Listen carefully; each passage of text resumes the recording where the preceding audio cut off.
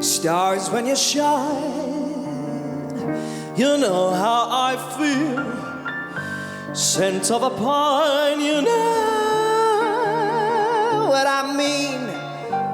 Freedom is mine, I know how that feels. It's a new dawn, it's a new day, it's a new life for me.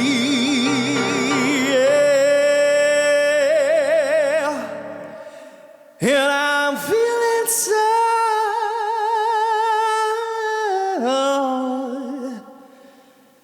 good.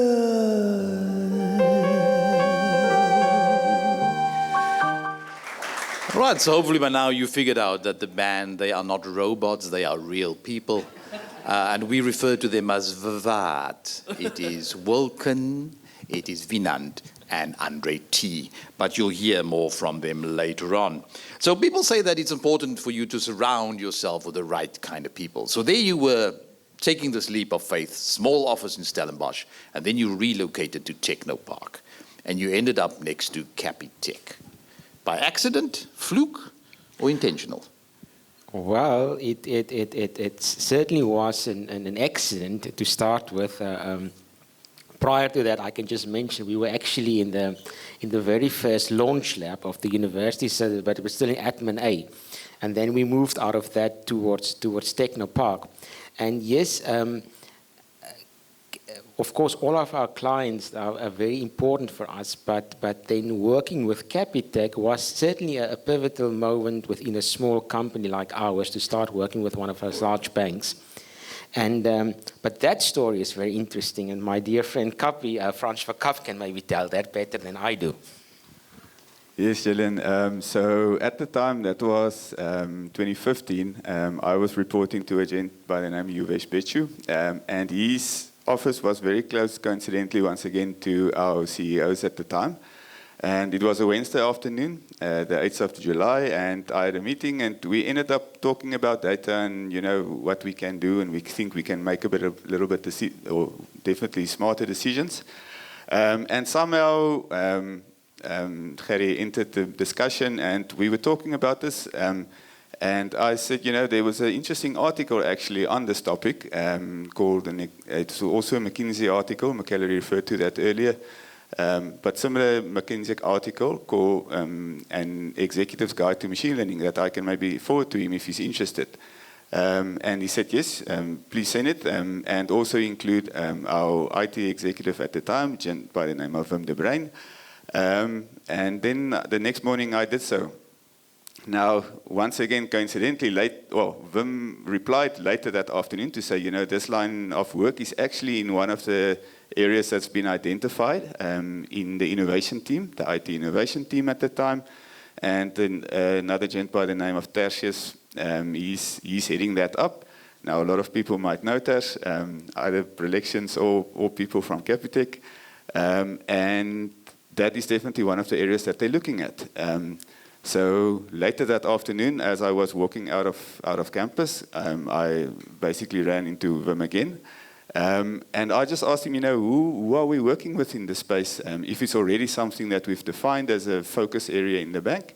He mentioned a big corporate that's based in New York at the time. And I just asked, you know, will we consider working with local people as well? And at the time, Wim mentioned, he said, yes, we would love to, but the problem is in this line of work, you don't find these people in South Africa. And then I said, okay, but just walk 100 meters down the road there, they said. And you know, Wim asking, who are these people? And I mentioned my friend McKellar, I know him from 2001. And he asked a bit of detail around them, and he ended up asking, can we set up a meeting? He would like to meet these people. Now, his PA, Gassi at the time, set up the meeting with Wim and Ters and a couple of the Praelexis guys. McKellar will probably tell you it felt more like an interview than a business discussion. But yeah, Tertius, he asked some very pointed questions. And towards the end of that meeting, I know he asked McKellar a very specific question around how would this work if we were to work with you and when McAllery answered the question, Ters normally has quite a poker face. You don't know what's going on in his mind, or he doesn't show that at least. But when McAllery answered the question, he just had this momentary micro-expression that I knew, okay, Ters is very, very much on board with. He's heard all that he's had to hear, and he's probably going to give them some work to do, and from this point forward, it's just around delivery. Yeah, but that's how that story started. But I mean, it's a beautiful story. I mean, it just kind of sounds like higher grade Skinner. You know, you're like in the corridor and like, do you know this bra that knows this bra on the other side of the other bra? I know the bra. Because I think it's, you know, when we see, it's not just what you see, it's also why you see, right? And I think maybe that's why they missed the fact that down the road there was some expertise that they were just not aware of. So you were that guy pointing the direction, like a knock-knock moment. Yeah, I probably wouldn't call it that much, but also the Capitec people are also very much into the character of the companies that they deal with, and who the leadership is and how they work and the principles and so forth. And I think the things that McAllery and the team spoke about that meeting on that specific day very much spoke to the things that we value as a company. Sure. Yeah. So they kind of liked what they saw, and there was a bit of resonance that just took them on. Andre, I mean, you sit there and you look at me and I look at you.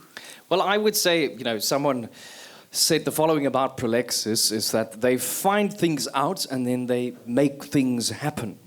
So during our many discussions about music and machines and how the human element plays a vital role in bringing notes to life, Vulcan, behind me, came up with the idea of using a musical machine to demonstrate quite this.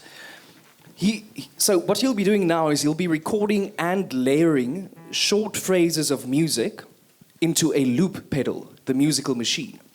And it's only when all of these elements are heard together that the individual recorded parts have meaning.